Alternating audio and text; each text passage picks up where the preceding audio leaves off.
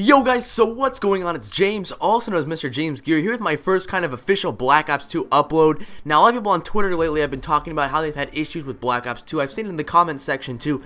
People saying that, you know, they've had issues with shots registering, game lagging, all that stuff that usually seems to happen in video games. So today we're going to be going over some ways to fix that lag and to find out what exactly is causing the lag in your game. Now, there are a few things that really may be the culprit of this kind of situation here. The first is bandwidth. Now, when you take a speed test on your computer, it actually tests for bandwidth, not the speed. Now, a better internet package actually doesn't make your internet faster, it gets more bandwidth.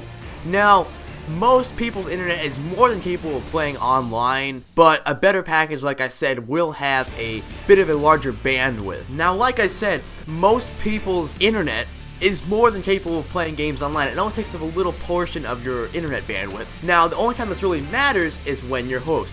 The more bandwidth you have, the better host you'll be to the players connecting to you. Now, the only thing you actually have to have a little bit of a larger bandwidth for is if you intend to use the codcasting live streaming feature, as there's going to be a minimum upload for bandwidth to be able to live stream and codcast. The second kind of issue we have here is ping.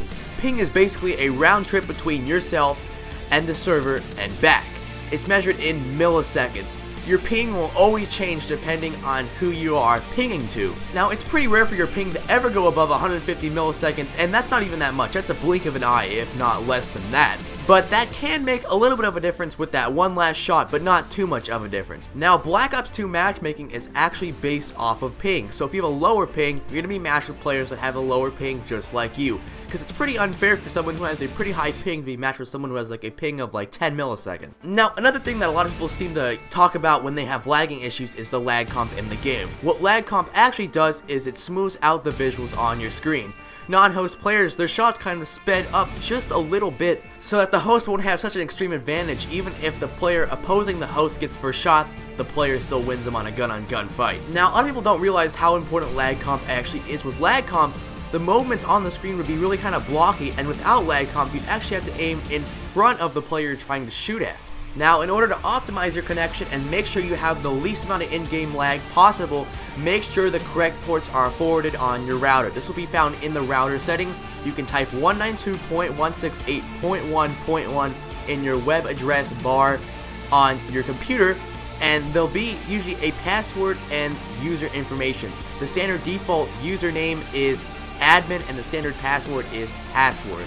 Now, what exactly does an open NAT mean? An open NAT basically means you can connect to more people.